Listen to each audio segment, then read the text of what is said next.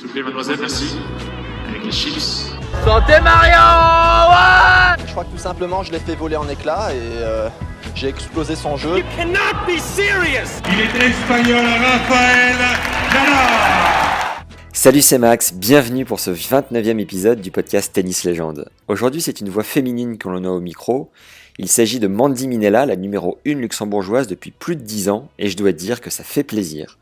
Plus habituée au circuit secondaire et donc à perdre majoritairement, Mandy a su se remettre en question pour faire évoluer son jeu et en découdre avec les toutes meilleures depuis 2012. Elle nous explique l'équilibre financier qu'elle a construit en jouant les grands chelems, mais aussi les matchs par équipe dans plusieurs pays, puis en conjuguant vie de circuit et vie de maman avec son mari qui est également son coach, et même un peu nounou dans le Players Lounge lors des matchs de notre championne. Mandy revient pour nous sur une anecdote assez folle qui montre bien les péripéties qui se passent parfois dans les tournois de l'ombre.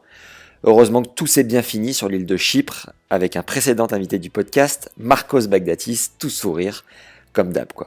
Notre invité confie avoir perdu du temps car malgré une forte volonté, elle avoue ne pas avoir toujours pris le bon chemin, ni s'être entourée des bonnes personnes. Mandy nous partage 2 de ses plus gros frissons et à chaque fois c'est aux US tout simplement sur les plus grands cours du monde, en night session au centre d'arène plein à craquer.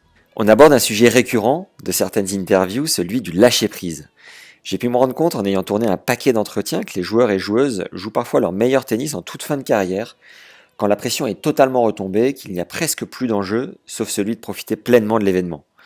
Mandy nous en parle et on essaie de comprendre ensemble comment accéder à cette sensation le plus souvent possible. Notre audience masculine sera ravie puisque vous allez en savoir plus sur le fait d'être enceinte sur le circuit. Vous allez donc pouvoir conseiller vos compagnes fans de tennis. On termine en parlant réseaux sociaux, sponsors, et vous aurez même le secret de la recette la mieux réussie de Mandy.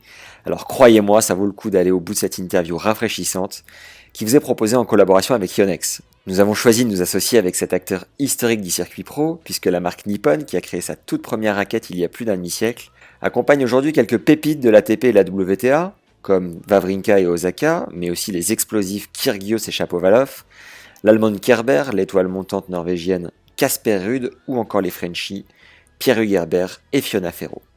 Si vous avez 4 secondes et demie et que vous voulez changer nos vies, mettez-nous 5 étoiles et un commentaire sympa sur Apple Podcast.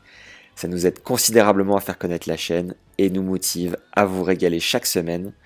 Et partagez vos épisodes préférés en abonnant vos amis en manque de tennis. Le bouche à oreille fonctionne à merveille. Place au 29e épisode avec Mandy Minella. Bonne découverte et bonne écoute à tous. Bon, en tout cas, merci beaucoup d'avoir accepté pour l'interview. Est-ce que tu as un surnom, Mandy, pour commencer ? Ici, c'est Minoul.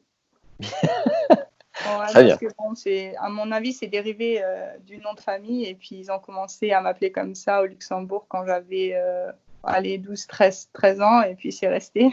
Ok, très bien. Bon, alors c'est parti. Alors, Minoul, tu es né le 22 novembre 85 à Esch-sur-Alzette. Je l'ai bien prononcé ? Esch-sur-Alzette, oui, voilà. C'est ça. Au Luxembourg. Tu mesures 1m80. Tu as commencé le tennis à 5 ans. Tu parles 5 langues. Le luxembourgeois, allemand, français, italien, anglais. Tu es joueuse de tennis pro depuis 2001, tu as commencé à 14 ans. Tu es 66e à ton meilleur en simple en 2012 et 47e en double en 2013. Tu as gagné un 125 000 en 2016 à Bol, en Croatie. Au tournoi de Wimbledon en 2017, après avoir perdu contre Schiavone, tu as annoncé avoir joué enceinte de 4 mois. Tu as interrompu ta carrière pour devenir maman avant de revenir avec brio pour faire finale dans les alpages suisses à Gstaad en 2018 contre notre compatriote Alizé Cornet qui est passé sur ce podcast. Tu es coaché par Tim Sommer qui est également ton compagnon. Tu as été 20 fois tableau final de Grand Chelem à ce jour en simple et en double. Tu as aussi remporté 2 tournois en double associés à Timea Babos à Bogota et Marrakech en 2013 et fait 4 autres finales. Tu représentes l'équipe luxembourgeoise de Fed Cup depuis 2000 et tu es numéro 1 luxembourgeoise depuis 2011. Tu as d'ailleurs été nommée sportive du pays cette année-là. Il me semble que tu as eu Joe Tsonga et Marcos Baghdatis comme petits amis sur le circuit. Tu pourras nous confirmer. Les ragots. Ah, ça, c'est des interviews que j'ai faites, Mandy. Hein, ça ne trompe pas. Pour commencer, est-ce que tu peux nous dire quelle est la fierté du Luxembourg ? J'entends par là la richesse de ton pays que je ne connais pas. La fierté du Luxembourg, donc je dirais que c'est quand même, la fierté, la richesse, c'est tous les travaux en sidérurgie, donc dans les années 50-60. Donc il y a eu un gros travaille dans la sidérurgie pendant ces années-là. Et donc, je pense qu'il y a eu une grosse exportation, ce qui a fait que le pays gagne beaucoup d'argent. Et là, dernièrement, c'est beaucoup les banques, les finances. Donc, c'est un peu avec quoi les gens ils pensent quand je dis que je suis du Luxembourg. Est-ce que ça va être la direction de ta reconversion ou on n'en est pas du tout dans cette voie-là? Ah non, pas du tout les banques. Je pense que j'aimerais bien rester dans le sport. Quelque chose qui a à faire avec le sport quand même. Ok. Pour reprendre la genèse, tu as donc commencé à 5 ans. Est-ce que tu peux nous dire comment tu as découvert le tennis et pourquoi tu as accroché particulièrement avec ce sport? Oui, donc c'est mon papa en fait qui m'a proposé de faire quelques sports. Donc il m'a toujours encouragée à faire du sport. À 5 ans, il m'a dit si tu veux, on peut essayer le tennis. Et c'est un sport auquel j'ai accroché. J'ai jamais arrêté. J'ai fait d'autres sports à côté, mais le tennis c'est le sport où j'étais, disons, où j'avais peut-être le plus de talent. Voilà, où j'avais quelques résultats. Je pense que quand on gagne des petits tournois de mini-tennis, ça donne envie de continuer. Donc c'est pour ça que j'ai jamais lâché. Comment ça se passe au Luxembourg au niveau de la fédé, des structures d'entraînement, tout ça? Comment tu as été prise en charge? Donc à l'époque, je suis rentrée à la fédé à 11 ans. Je pense qu'on avait un très bon système. J'étais avec les filles du groupe qui avait une année en plus que moi. Et souvent, on se déplaçait sur les tournois ITF, moins de 14, moins de 16, moins de 18. On était 3 filles, 3 garçons. Ouais. Donc c'était quand même bien parce qu'ils nous ont fait jouer. Je pense que c'est important de faire beaucoup de matchs à côté de l'école. Et puis, j'avais de la chance de vivre pas loin de la frontière française et allemande. Donc, j'allais aussi un petit peu à l'étranger, les week-ends, faire des petits tournois. Donc, voilà, progressivement, j'ai fait toujours plus de tournois. J'ai pu voir où j'en étais avec mon niveau. Aussi avec les filles qui étaient de la France ou de l'Allemagne, avec les plus fortes, parce que sinon, on ne voit pas trop où on en est. Ok. Et tu te situais où tout de suite quand tu étais jeune? Tu étais parmi les meilleurs ou comment était ta progression? Au Luxembourg, oui, j'étais parmi les meilleurs. C'est pour ça que j'ai pu rentrer dans la fédé. Mais c'est vrai qu'il y avait pas mal de retard par rapport à l'étranger. C'est vrai que je suis allée à l'école encore jusqu'à 15 ans. J'avais un rythme plutôt aller doucement, si on peut dire. Alors qu'on sait que dans d'autres pays, les filles, elles travaillent déjà à fond pour arriver à être des joueuses de tennis professionnelles. Je me rappelle qu'à l'époque, Sharapova ou Hingis, elles avaient déjà gagné un grand chelem à 17 ou 15 ans. Ouais. Alors que moi, j'étais encore à l'école. Donc, pour moi, c'était un autre monde, quoi. Et finalement, ma progression, elle a été un peu plus tard. Je pense que j'ai commencé à bien jouer au début de ma vingtaine, quoi. D'accord. Le système de classement au Luxembourg, il est différent de celui français, j'imagine? Oui, à l'époque, on avait des catégories. Et puis, dans certaines catégories, il y avait des numéros. Donc, disons que catégorie 1, c'était de la première place à la 25e place. Et puis, catégorie 2, on enchaîne. Donc, ce n'était pas très compliqué. Tu avais combien de catégories? 5 ou 6. Et c'est toujours le cas? C'est toujours comme ça? Non, ça a changé un petit peu, mais honnêtement, j'ai un peu perdu le fil. Le fil des classements luxembourgeois. Est-ce que tu as participé au tournoi junior? Est-ce que tu as joué les grands chelems, par exemple, ou tu étais tout de suite sur le circuit? Oui, j'ai participé à l'Australian Open. Ouais. Et puis, j'ai fait des grosses tournées avec des tournois juniors de groupe 1 en Amérique du Sud, en Asie aussi. Après, ma dernière année, l'année de mes 18 ans, je suis quand même partie sur le circuit ITF WTA. Okay. Donc, j'ai pas fait tous les grands chelems juniors. Ce qui est dommage parce que finalement, c'est une belle expérience. Et puis, on peut déjà voir un petit peu où est-ce qu'on a envie d'aller. On voit les grands s'entraîner, l'état d'esprit. Donc, je pense que ça aide beaucoup. Ouais, ça a été sérieux assez rapidement. À partir de quel moment tu as commencé à rêver d'être joueuse de tennis professionnelle? À quel âge? C'est marrant, mais je pense que j'ai eu ça en tête depuis que j'étais quand même assez jeune. Allez, 10-11 ans, je commençais déjà à y réfléchir. Ouais. Et j'avais un entraîneur au Luxembourg, en fait, qui me faisait rêver un peu. Il me disait à chaque fois, regarde Mandy, les joueuses, quand elles s'entraînent, elles ont du public autour qui les regarde, tu peux gagner ta vie avec le tennis. Donc, en gros, il me mettait un peu l'eau à la bouche avec le tennis. Et puis, on avait donc le tournoi du Luxembourg où j'ai été ramasseuse de balles. Et j'ai remarqué que c'était quelque chose que j'avais vraiment envie de faire. Des filles sur le court, je trouvais ça incroyable de pouvoir jouer sur un court comme ça avec du public et tout. Donc, quand j'avais 15 ans, on a décidé avec mes parents d'intégrer une académie à Paris. Donc, à l'époque, c'était l'académie Bob Brett à Montreuil.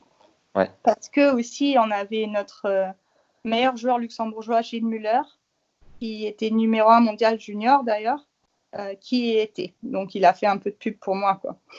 D'accord. On fait un rapide break parce que ça fait du bien de prendre l'air. Si vous voulez recevoir les prochains épisodes tout nouveaux, tout chauds directement dans votre boîte mail, le lien pour vous inscrire est juste en dessous en description.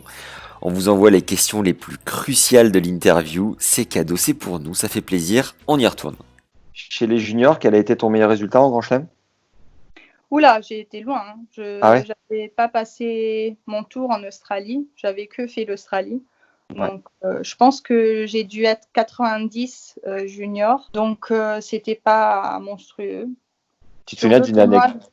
Ouais, pardon, dis-moi. Sur d'autres tournois, j'ai dû faire quelques résultats, mais j'étais pas une bonne joueuse en junior, en fait. Tu te souviens d'une anecdote particulière avec des filles de l'époque qui sont devenues très fortes, mais quand vous étiez jeune, personne ne connaissait l'avenir, quoi, tu vois ? Ah oui, honnêtement, maintenant, il n'y en a plus trop de mon année en junior. Il y en a beaucoup qui ont arrêté, ou il y en a même des très fortes qui sont jamais arrivées à gagner leur vie avec le tennis. Ouais. Mais oui, après, je me rappelle, la numéro 1 de l'époque, chez moi, c'était Stritsova. Et elle y est encore. Et déjà, à l'époque, elle était tellement tenace, elle était dure sur le court. Elle l'est encore maintenant, mais voilà, c'est une athlète extraordinaire. C'est vrai qu'on se rappelle quand même des juniors. Toi, t'étais comment, toi, sur le court à ce moment-là ? Je pense que je jouais bien au tennis, mais j'étais trop gentille, j'avais trop de respect.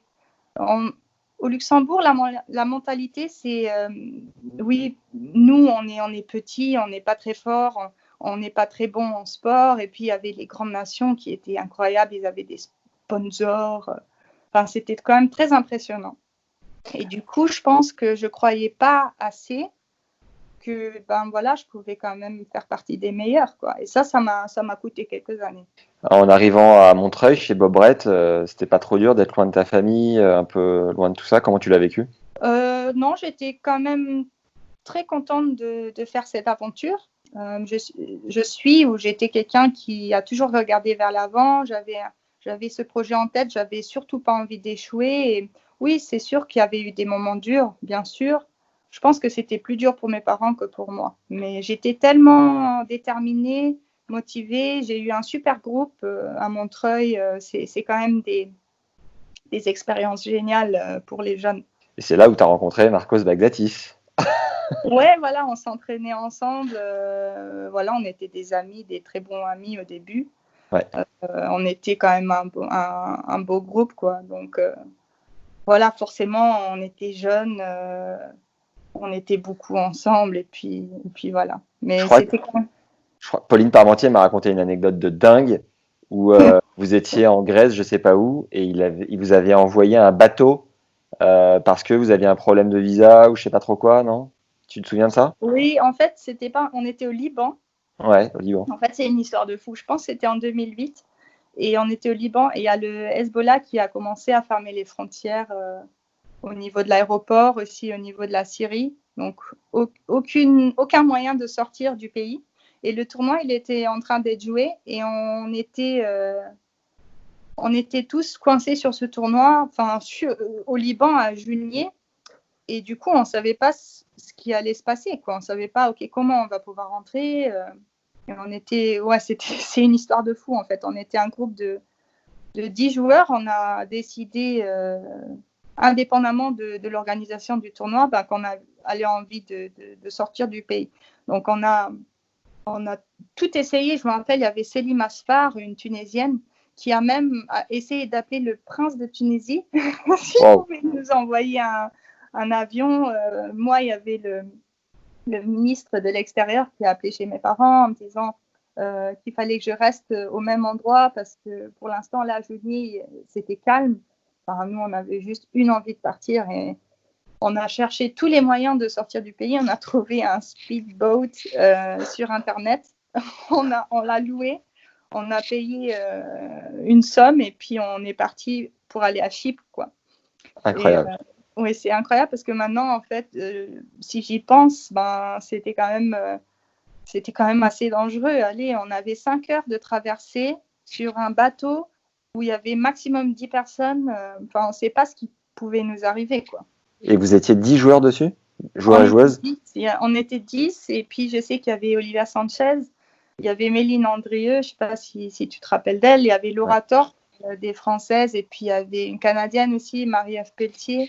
Et donc c'est Marcos qui vous a accueilli, arrivé à Chypre, c'est ça? Voilà, et du coup, il nous a accueillis, et heureusement qu'il était là, parce que finalement, quand on est arrivé à Chypre, il ne voulait pas nous laisser rentrer, parce qu'on n'avait pas la permission de rentrer, même si nos passeports et nos visas, ils étaient valables. Je pense que pendant un bon moment, on devait rester dans le bateau, ils ne voulaient pas nous laisser rentrer.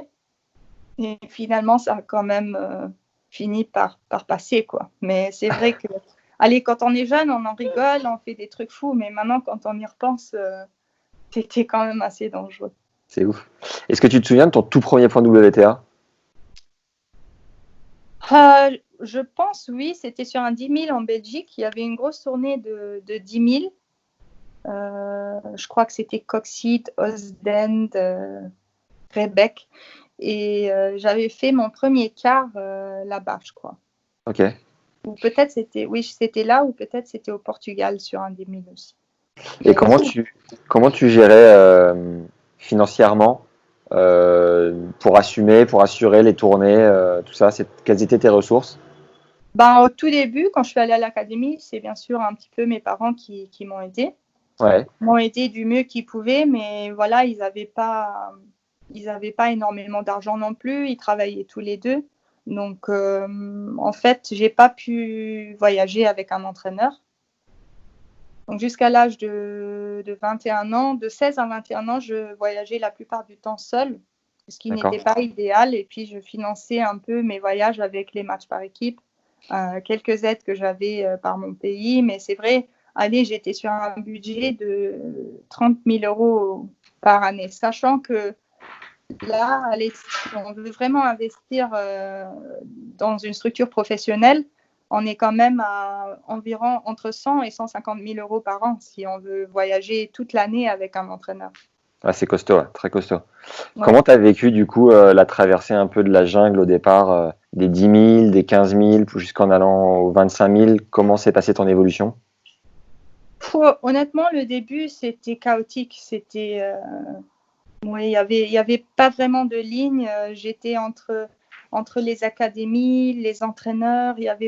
J'avais pas vraiment un suivi très professionnel. J'avais une grosse volonté, mais j'avais pas le bon chemin en fait, et j'avais pas non plus les bonnes personnes qui m'ont guidée. Ouais. J'ai vraiment perdu énormément d'années où j'ai aussi fait des choix plus émotionnels qu'au lieu de professionnels. Et du coup, je pense que c'est pour ça aussi que j'ai mis du temps à percer un petit peu. J'ai eu une grosse blessure en 2006. J'ai eu une opération des ligaments croisés. Et donc, j'ai perdu vraiment une année. J'étais montée 220. Je pouvais enfin jouer les grands chelems. Ouais. Et donc, du coup, j'ai eu la blessure et j'ai dû recommencer quasiment à zéro l'année d'après. Si tu devais transmettre ton expérience à une jeune joueuse, du coup, tu lui dirais de faire attention à quel niveau pour gagner du temps là où tu n'en as pas forcément gagné? Surtout d'investir peut-être un tout petit peu plus au début si elle le peut, et puis de prendre l'expérience des gens qui connaissent le chemin, les gens qui sont vraiment dedans. Parce que honnêtement, il y a tellement d'entraîneurs, il y a tellement de gens qui veulent essayer de faire partie de ce monde. Et ils veulent le faire, ils veulent tellement y accéder, mais qui connaissent rien ou qui ne sont pas qualifiés pour. Et puis, c'est dangereux parce qu'il y a beaucoup de charlatans quand même. Donc, c'est important d'avoir des personnes qui ont l'expérience. Même si c'est des anciens joueurs ou des anciennes joueuses qui connaissent comment faire une planification de tournoi. Voilà. Il y a quand même énormément de détails qui aident à monter au classement aussi. Du coup, de retour de ta blessure au genou, comment t'es redescendu combien et comment t'as géré la remontée, la remontada? Oui, j'ai dû redescendre à les 800. J'avais quelques classements protégés que j'ai mal utilisés parce que on m'a pas dit comment les utiliser à quel moment.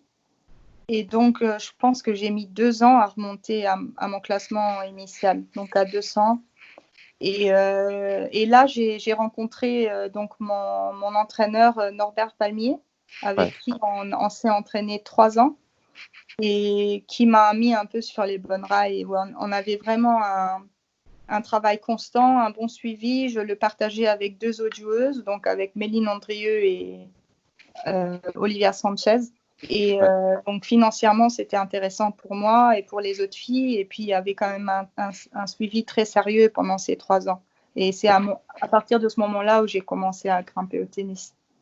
Tu as senti un déclic à un moment donné qui t'a propulsé top 100 ou je sais pas, une manière dont ton jeu s'est construit, s'est solidifié? C'était quoi Oui, je pense que tout s'est construit un peu petit à petit. Il n'y a pas eu un gros déclic. Il y a eu une grosse victoire, un gros résultat en 2010 à l'US Open.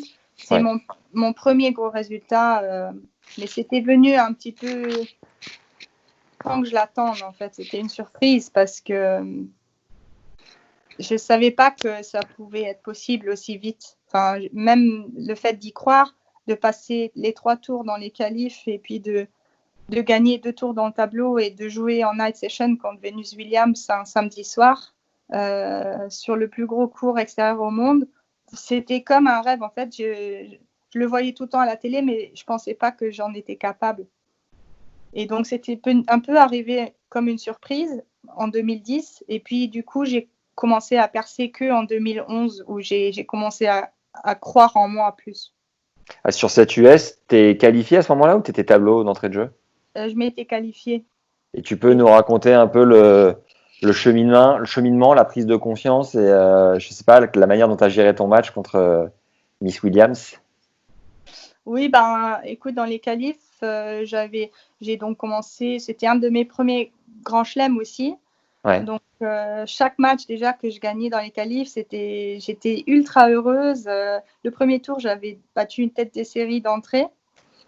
Donc, j'étais contente. Après, j'avais fait 2 matchs très solides contre des joueuses un peu du même classement. Et donc là, je me retrouve tableau final à l'US Open. Je joue contre Polona Herzog, qui est 40 mondiale. Yes.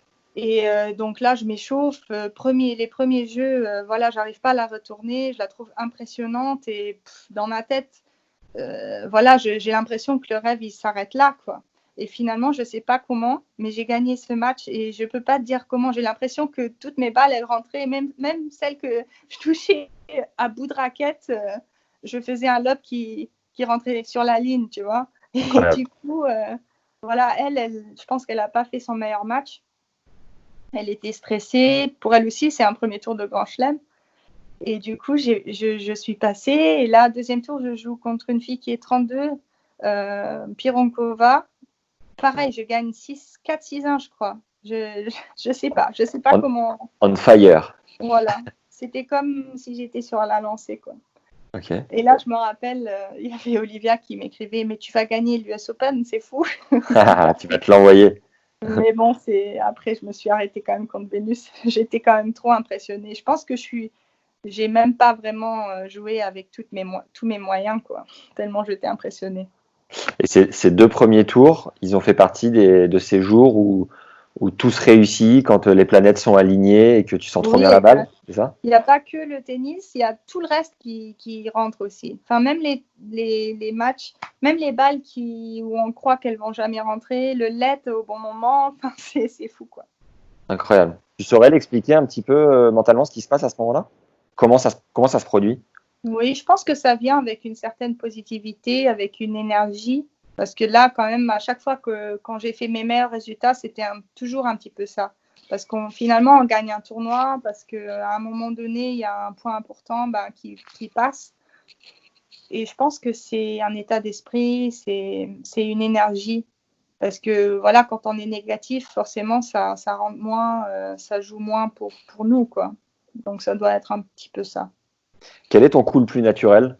Le coup droit. Et le coup ou la partie de ton jeu que tu as le plus travaillé, le plus fait évoluer? Allez, le jeu au filet. Est-ce que tu as travaillé avec un préparateur mental pendant ta carrière? Un tout petit peu, mais pas énormément, parce que j'ai remarqué, peut-être c'était aussi un préparateur qui m'allait pas trop, mais j'ai commencé à trop réfléchir. Et à un moment donné, je me dis que sur le court, parfois, il faut penser à rien du tout.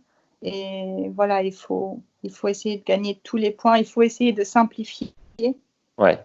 Et donc, moi, ça m'a plus aidé que de me prendre la tête avec des théories. Mais bon, après, je pense que ça peut aider quand même. Donc, je ne veux pas du tout juger les préparateurs mentaux ou mentaux. Mais pour moi, ouais. Et du coup, là, dernièrement, j'ai plus investi l'énergie pour essayer de trouver un préparateur mental. Tu me parlais de ta volée, tu l'as aussi vachement progressé parce que tu jouais beaucoup le double, ça t'a aidé? Enfin, comment tu as réussi à concrètement travailler? Je pense qu'elle est bien, ma volée, la technique, elle est bien. Mais c'est vrai que j'ai beaucoup dû la travailler parce qu'aussi en double, j'avais pas forcément les bons schémas.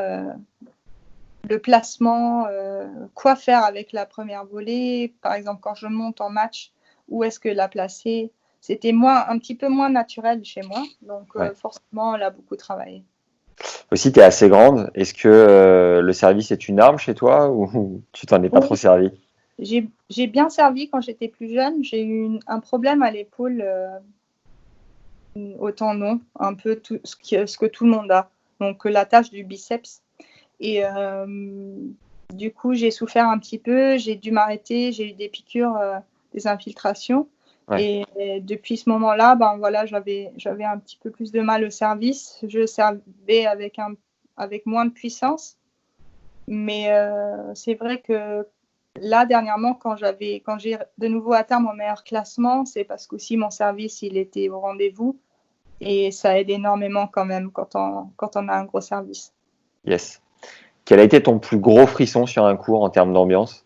Oh là là, oui, c'était en 2013 contre Slow and Stevens. C'était pareil encore à l'US Open. Je la joue donc au premier tour sur le stade Armstrong. Finalement, je perds 7-6 au troisième avec un stade plein à craquer. Et là, le frisson, c'est vrai qu'il n'était pas pour moi, ou allez, disons, c'était pas positif, un frisson positif pour moi. Mais je me rappelle, c'était un point ultra important, un gros rallye, un gros échange. Je monte au filet et elle me lobe et je vois déjà quand la balle, elle monte que voilà, je suis sur le mauvais pied, je ne vais pas pouvoir réussir à prendre le lobe. Et je la vois passer, sauf que le public ne réagit pas encore. Et à ce moment-là, je sais que ça va venir au moment où le public il a réalisé que j'ai perdu le point et que le lobe, qu'elle a fait un gagnant avec le lobe, le stade commence à exploser. Ils ont fait tellement de bruit. Et là, j'avais comme les larmes qui montaient à la tête, quoi. C'était un énorme frisson. C'était l'énergie qu'il y avait dans ce public. Et je pense que c'est grâce au public qu'elle avait gagné le match parce que je menais tout le temps. Et oui, c'est vraiment un moment qui a fait très très mal et je ne vais plus jamais l'oublier, quoi. Et au contraire, le moment qui t'a procuré la plus belle émotion, mais avec la victoire au bout? Ah là là, je pense que c'était à Bol. En Croatie. En Croatie, c'est ma plus grosse victoire. Et avant ce tournoi, j'étais à 2 doigts d'arrêter le tennis. J'étais arrivée au plus bas mentalement et puis aussi j'avais l'impression de ne plus pouvoir mettre un pied devant l'autre, de ne plus pouvoir jouer au tennis. Quelques semaines auparavant, j'avais même abandonné un match parce que je ne mettais pas un pied devant l'autre et je ne savais pas comment gagner un point.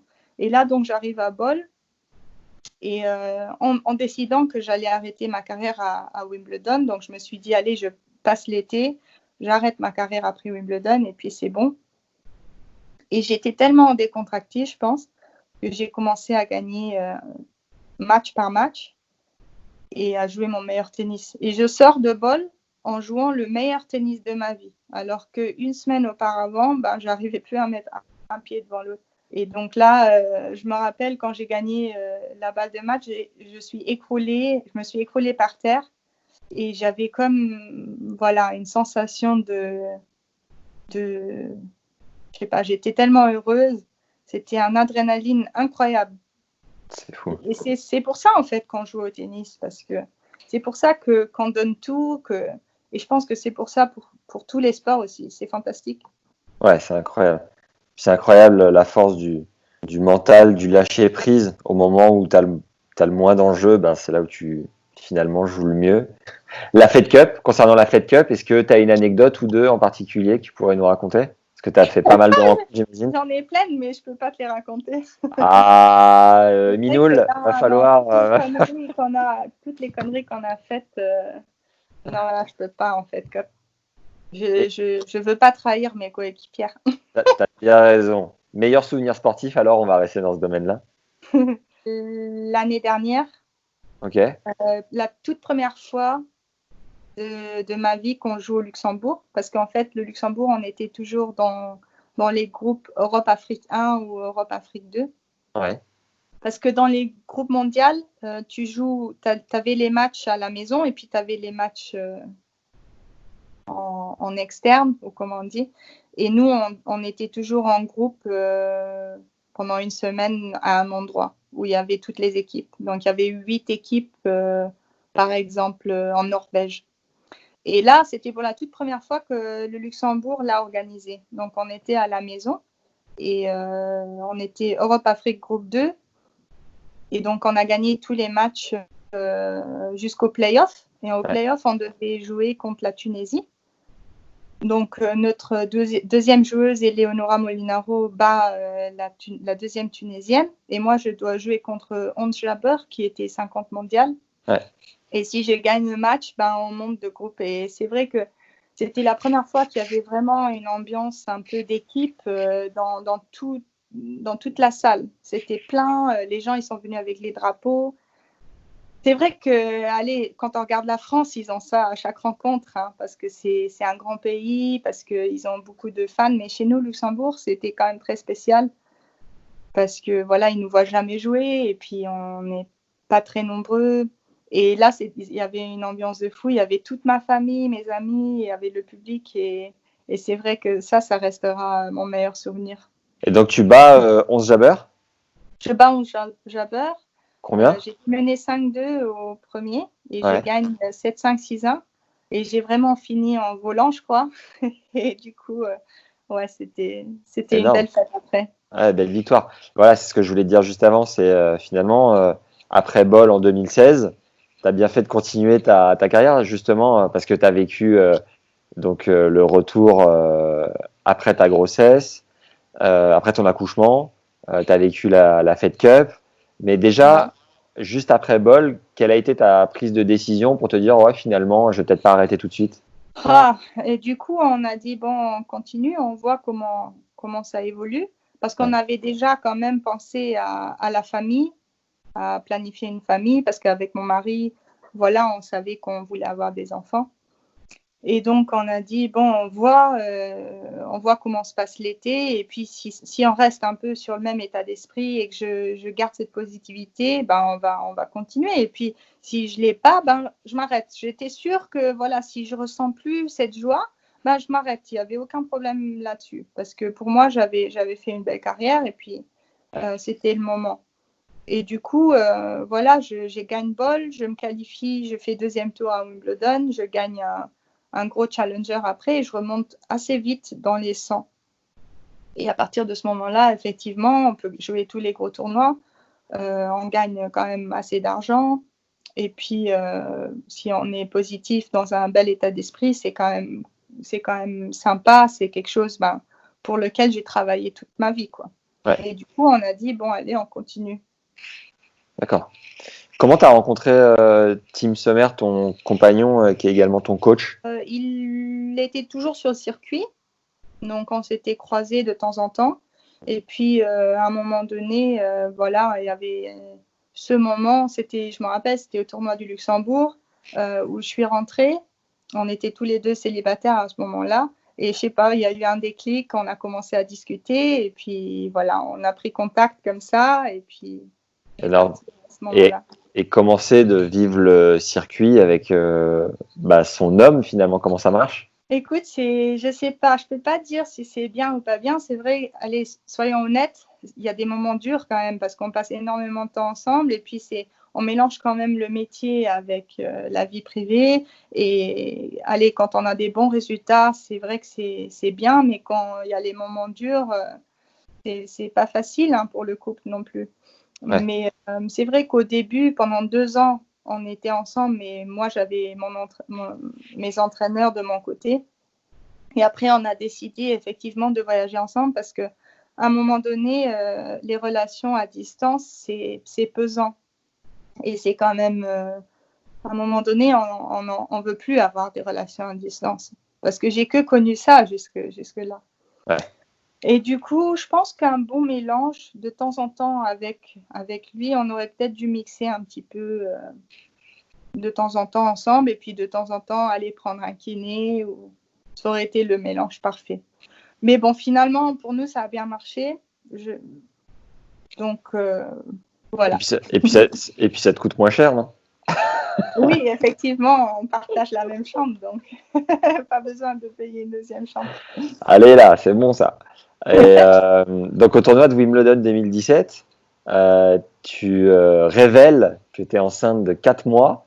Tu l'as appris pendant le tournoi ou comment s'est passée l'histoire? Non, je l'ai appris avant. Ouais.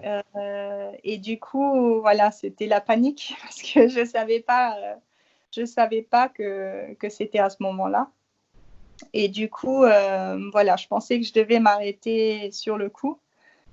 Et j'ai parlé à plusieurs médecins qui m'ont dit que effectivement, si ça me gênait pas, que tout allait bien, Ouais. que je n'avais pas de problème physique, que je pouvais continuer sans problème, ils m'ont dit. Jusqu'à combien de temps? Combien de mois? J'ai demandé oui, mais jusque quand? Et là, il y avait un médecin même qui m'a dit, je sais pas, mais bon, c'est vrai qu'au 6e mois, peut-être le ventre, il va te gêner un petit peu, il me dit.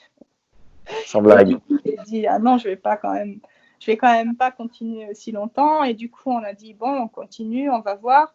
Parce qu'effectivement, s'arrêter du jour au lendemain, après, ça fait long sans, voilà, si on me dit que je peux continuer à jouer. Et du coup, voilà, on a continué. Et puis, on voyait de semaine en semaine comment ça allait. Et puis, on a trouvé que, voilà, après Wimbledon, c'était le bon moment. Et mentalement, pendant le tournoi, t'arrivais à jouer libéré ou c'était impossible? Écoute, jusque-là, j'arrivais à jouer libéré. Oui, je pouvais jouer. Je me suis entraînée tous les jours. Et puis, j'avais les matchs où j'avais gardé mon niveau. Mais c'est vrai que pendant Wimbledon, sachant que ça allait être mon dernier tournoi, et en plus que c'était un grand chelem, c'est vrai que au moment quand j'étais sur le court, j'avais quand même plein de choses dans ma tête. Ouais. Donc, c'était pas la même chose. Pas dû être facile contre Francesca ce premier tour. Plus, le match, il avait été interrompu, ça avait commencé à glisser. Donc voilà, et puis elle joue quand même, bon, c'était pas sa spécialité le gazon, mais elle était quand même très forte avec son slice, ses montées à la volée. C'était un match dur. Tu savais que tu allais revenir après ton accouchement ou tout ça c'était encore inconnu? Non, je savais parce que j'avais un bon classement aussi au moment où je m'étais arrêtée, mais on s'était dit, j'essaye de revenir parce que j'aimerais bien me remettre en forme. Je sais pas, voilà, j'aimerais bien avoir encore une fois la sensation d'athlète et aussi parce que j'avais encore un bon classement protégé. Donc, moi, dans ma tête, je pensais que j'allais utiliser mon classement protégé et que j'allais arrêter après ça. Et finalement, je pense qu'en 8 mois de temps, je suis remontée dans les 100. Incroyable. Et voilà, j'ai joué encore une fois mon meilleur tennis et j'ai enchaîné. Physiquement, je pense que j'ai jamais été mieux. C'est fou ça. Et comment tu l'expliques? Tu t'es entraîné comme jamais ou mentalement tu étais libérée? Je me suis quand même bien préparée. Et ouais. puis, je pense que mentalement, c'était plus du tout ma priorité. Mais par contre, quand j'étais sur le court, je donnais tout. J'avais une concentration de fou parce que je me disais, allez, j'ai une grosse responsabilité par rapport à ma famille. Ouais. Si déjà on voyage ensemble, je fais mon job, quoi. Et donc, bizarrement, quand j'étais sur le court, j'étais calme, mais par contre, j'étais prêt à tout donner, quoi. Ah, tu étais en mode guerrière louve pour nourrir la famille. Je ne sais pas si c'est les hormones de nouvelle maman qui font ça ou... T'as partagé un peu avec Serena qui t'a donné des tuyaux ou pas? On a parlé un petit peu, mais on vit quand même sur une autre planète. Ouais. Cette finale, peut-être, tu peux nous parler de ce parcours C'était où? C'était à Gstaad. Ah oui. Dans un cadre incroyable. J'adore ce tournoi. J'y suis allé avec des amis. Comment tu as vécu cette semaine? Qu'est-ce qui s'est passé là-bas? C'était fantastique. J'y suis allée avec ma mère et ma fille. Donc voilà, comme je savais que ça allait être beau, elle était tellement contente de venir et du coup, voilà, j'allais faire mes entraînements et puis je revenais, je retrouvais ma maman et donc ma fille et puis on avait énormément de temps à côté des entraînements pour faire des petites balades. On avait un bel hôtel. Ouais. Donc c'était voilà, comme je disais avant, quand on se sent bien et qu'on est positif et qu'on passe un bon moment, souvent tout vient ensemble. Yes. Et voilà, moi j'aime bien jouer en altitude. J'avais déjà bien joué à Gstaad, je crois 2 années avant ça. Ouais. Et du coup,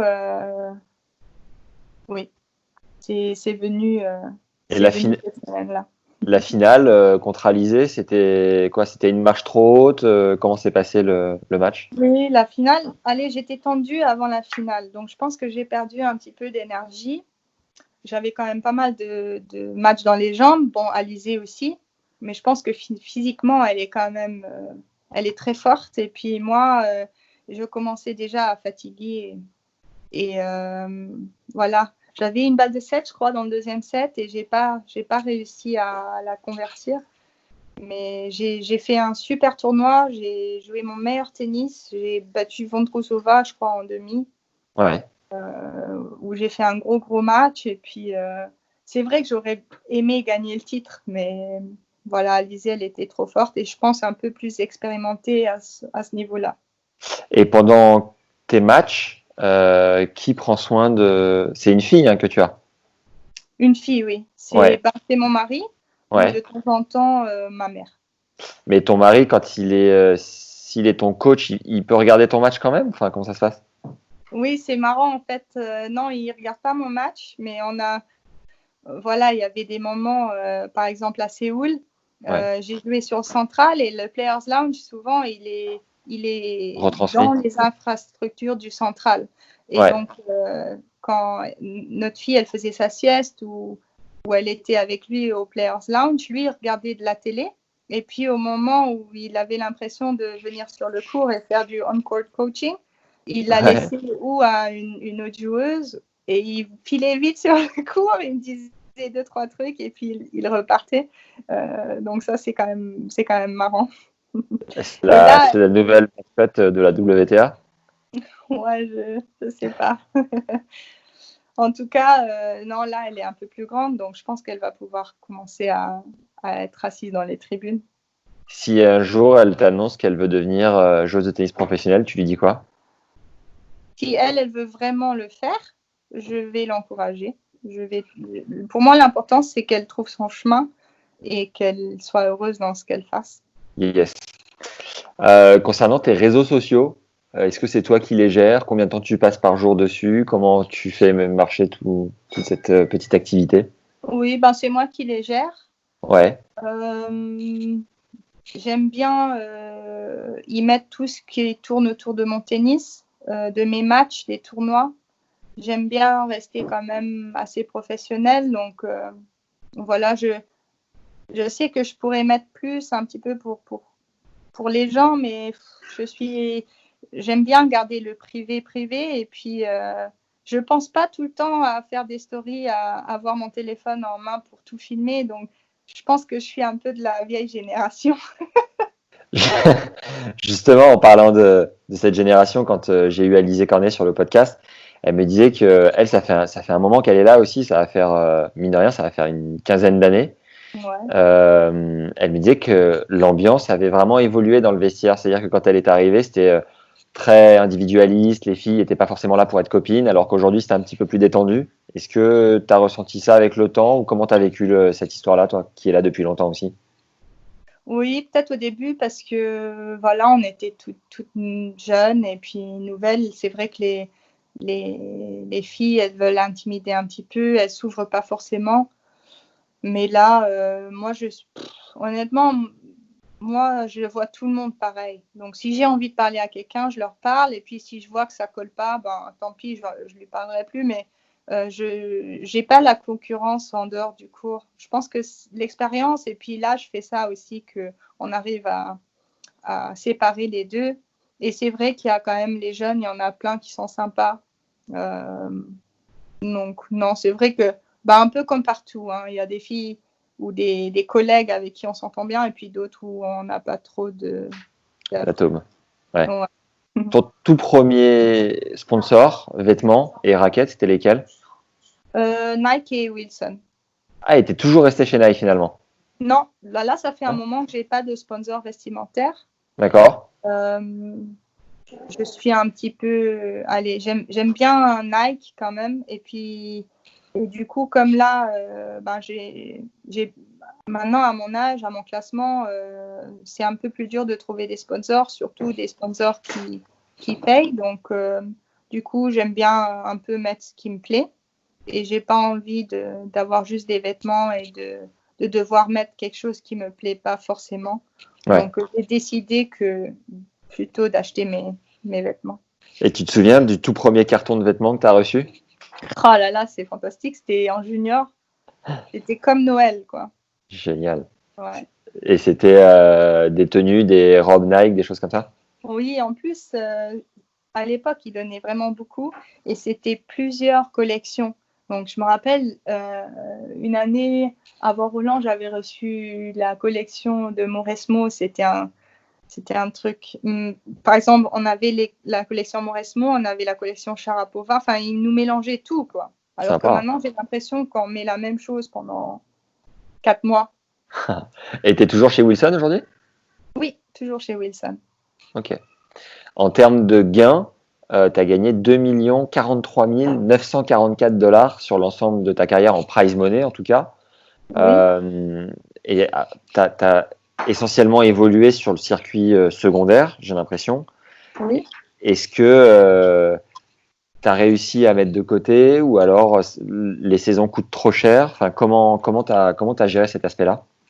Non, je pense que j'ai bien géré ma carrière. J'ai toujours joué en match par équipe. J'ai quand même eu des contrats intéressants.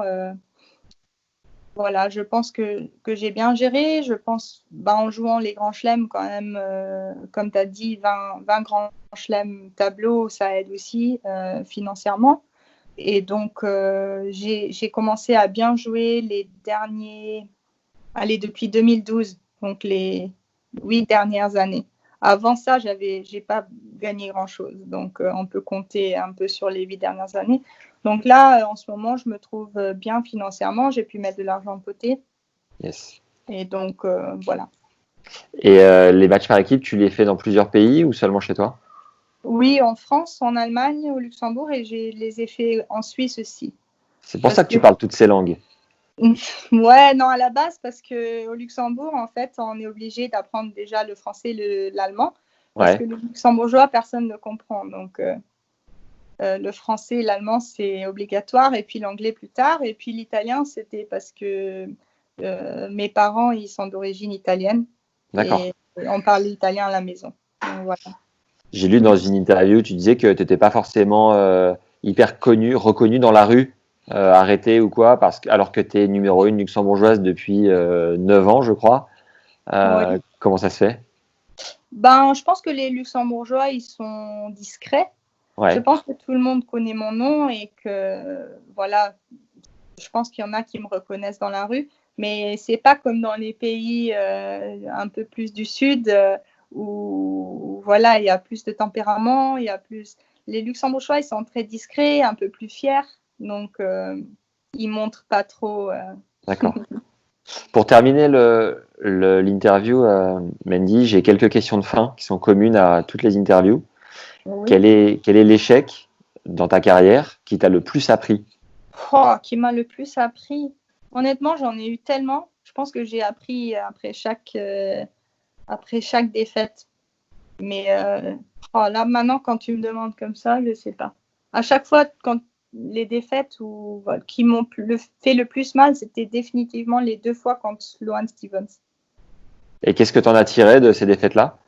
Rien, elles font toujours mal. Oh, je suis désolé, Mandy, putain. Je suis désolé de tourner le couteau dans la plaie. Non, je sais pas.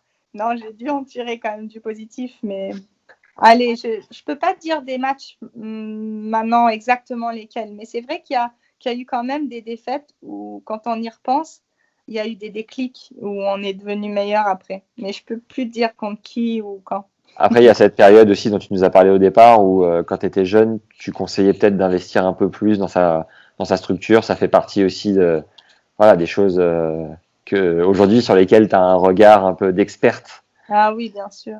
Et puis aussi d'apprendre à analyser les défaites aussi. Parce que c'est vrai que si on perd et qu'on n'y réfléchit pas ou on n'essaie pas d'apprendre pourquoi, ça sert à rien. Yes. Et au contraire, quelle est ta plus grande fierté? Ma famille. Yes. C'est pas relié au tennis. Ok. Quelle est ta définition de la richesse? Le bonheur et puis la santé. Merveilleux. Simple et efficace. Si le tennis n'avait pas existé, tu penses que tu aurais fait quoi? J'ai jamais réfléchi parce que dans ma tête, ça a toujours été le tennis. Ça, quand c'est clair, au moins, tu vois, on gagne du temps. Ouais. Concrètement, qu'est-ce que tu fais pour être une meilleure personne? Concrètement, je sais pas, mais c'est vrai que tous les jours, j'essaye à chaque fois que je croise les gens, d'être gentille, d'être polie, d'être souriante. Je ne vois pas pourquoi on devrait ne pas être sympa avec les autres. Donc, j'essaye d'apprendre ça à ma fille aussi, d'être toujours respectueuse envers les autres gens. Et ça aide dans la vie de tous les jours parce que souvent, c'est rendu aussi. Quelle est l'expérience la plus incroyable de ta vie? Je pense le fait de jouer sur les plus gros cours au monde, sachant que toutes ces personnes ont payé un ticket pour venir voir un match où je fais partie, quoi. Et ça, j'arrive pas à le comprendre parce que c'est moi, quoi. C'est bon, ça. Bon, après, j'avais une question, c'était comment gère-t-on le fait d'être en couple sur le circuit? Mais on en a déjà parlé, donc ça, c'est bon. Quel est le plat que tu cuisines le mieux, Mandy? Je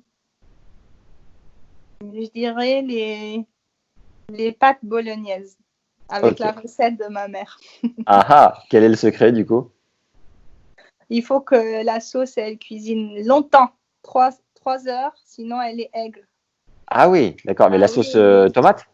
Oui, non, il faut d'abord mettre les oignons, après il faut mettre le bœuf haché. Ouais. Il faut mettre du sel et du poivre. Après, tu mets la pulpe de tomate, ou comme on dit, la tomate. Tu mets une carotte. Tu mets une carotte? Une carotte, un petit peu de basilic, et tu laisses cuire. Ça se dit cuire? Oui, bien sûr. Mijoter. Pendant 3 heures. Waouh. Un plat de confinement, il faut avoir le temps. Ouais, simple mais efficace. Est-ce que tu bouquines un peu? Et si oui, est-ce qu'il y a un livre qui a marqué ta vie? Ma vie, non. Mais j'aime beaucoup lire. Et puis, j'étais énormément sur les livres de Guillaume Musso et Marc Lévy. Donc, un petit peu dans ce style-là. Ok, très bien. Est-ce que tu as un film référence à nous citer? Le dîner de con. C'est marrant, il est ressorti plusieurs fois dans les épisodes que j'ai pu faire. Il est génial, en fait. On peut le regarder à chaque fois. Et bon, il y en a beaucoup des bons films. Mais celui-là, il me fait tellement rire. Et le cinéma luxembourgeois se porte bien? À vrai dire, je ne sais pas trop. Quel est le concert le plus ouf auquel tu as assisté? C'était peut-être, j'hésite entre Muse à Stade Saint-Denis. Ouais. Ou Bruno Mars. Bon, c'était un petit concert au Luxembourg, mais je trouvais qu'il avait mis le feu à la salle. C'est bon ça. Tu as dit que tu faisais pas appel à un préparateur mental, mais est-ce que tu pratiques la méditation? Non. Rideau. Quelle a été la plus grosse période de doute de ta vie? C'était quand j'avais l'opération de mon genou, alors que je pouvais rien faire et j'avais pas non plus, j'avais pas d'université ou quoi que ce soit et je me demandais où est-ce que mon chemin m'allait porter. Et aujourd'hui, quels seraient les mots de la Mendy d'aujourd'hui à la Mendy de l'époque qui était blessée au genou pour la coacher un peu, la driver et la rassurer aussi? Tu lui dirais quoi? Fais les choses à 100%, crois en toi et sois vraiment sérieuse du début jusqu'à la fin et les choses vont arriver comme tu le souhaites. Yes. Est-ce qu'il y a une citation que tu aimes bien? Non, pas forcément. Enfin, il y en a des biens, mais il n'y en a pas une qui me vient à l'esprit. Tu me l'enverras. Là, Mendy, il va falloir que tu sois très concentré. Est-ce qu'il y a une personne que tu nous recommandes d'avoir sur ce podcast, à qui tu donnes le relais et que tu pourrais nous aider à avoir pour parler tennis? Qui tu vas avoir? J'ai pas noté vraiment de nom autour de ta carrière. Pour le moment, on est sur des francophones. Donc, je sais pas si tu es proche de Kristina Mladenovic. On aimerait bien la voir. Pas très proche. Fallait que tu demandes à Alizé ou à Pauline. Alizé, elle m'a dit qu'elle était plus proche de Caro, mais pas Kiki. Pauline, ouais, je peux lui demander. Non, je sais pas, peut-être que tu penses à quelqu'un dans le tennis masculin, féminin, coach, joueur, peu importe. Ah, écoute, je peux t'avoir toute mon équipe du Tennis Club de Paris. Merveilleux ça. Ouais. Et il y a qui dans l'équipe? Il y a des petites jeunes, c'est Margot Hierolimos, Lou Brulot. Il y a aussi Amandine S. Ouais. Qui est connue, elle est aussi très très mignonne. Sinon, ouais. Voilà. Amandine S. Et puis la première, excuse-moi, c'était Margot Hierolimos. Ouais, ben si tu peux nous mettre en contact avec ces deux joueuses, ce serait top. Ouais, ok. Un grand merci, Mehdi. En tout cas. Merci à toi. Allez, à bientôt. Ciao. Allez, ciao. Merci aux vraies légendes qui sont encore là, les puristes qui écoutent jusqu'au bout. Un grand merci Minoul d'avoir pris le temps de nous raconter ton parcours avec ton sourire rafraîchissant. Dans le but de vous apporter encore plus de valeur chaque semaine, on a mis en place un rapide questionnaire qui est en lien dans la description. Il prend 4 minutes à remplir montre en main et on enverra un petit cadeau par tirage au sort aux légendes qui ont bien voulu nous répondre, toujours dans le but de vous régaler. Venez nous dire ce que vous avez aimé dans l'épisode avec 5 étoiles et un avis sur Apple Podcast. C'est la plateforme numéro 1 qui nous aide le plus à faire connaître la chaîne. Et vous lire est tout simplement un régal. Alors un grand merci à Aurel, Pistol Pete, Lucas, Olive, Alban, José et Ferici pour vos commentaires adorables. Vous êtes vraiment lâchés cette semaine et m'avez royalement fait kiffer. Mention spéciale pour Alban qui nous écrit « Les GOAT du podcast, incroyable source d'inspiration tennistique. Ces podcasts sont à conseiller à tous les passionnés de la raquette fissurée. Vivement Marat, bise !» Déjà quand on arrivera à voir Marc Rosset, ça sera une belle victoire en soi. Alors Marat, déjà ça sera en anglais. Et en effet, vivement qu'on arrive à le faire. Merci aussi aux tipeurs récurrents qui soutiennent notre travail. On a créé un compte dont le lien est en description parce qu'entre la préparation, le tournage, le montage et la diffusion, chaque épisode représente environ 10 heures de travail. Tu peux nous encourager donc à tout donner chaque semaine à hauteur de 2 €, soit un café par mois ou plus si le cœur t'en dit. Le lien pour y accéder est encore une fois juste en dessous en description de l'épisode. Voilà, c'est tout pour cette semaine. Par avance, un grand merci pour vos coups de pouce pour le sondage, le bouche à oreille, les commentaires et vos bonnes ondes de manière générale. N'oubliez pas que tous les liens sont juste en dessous en description. À mardi prochain les légendes, prenez soin de vous.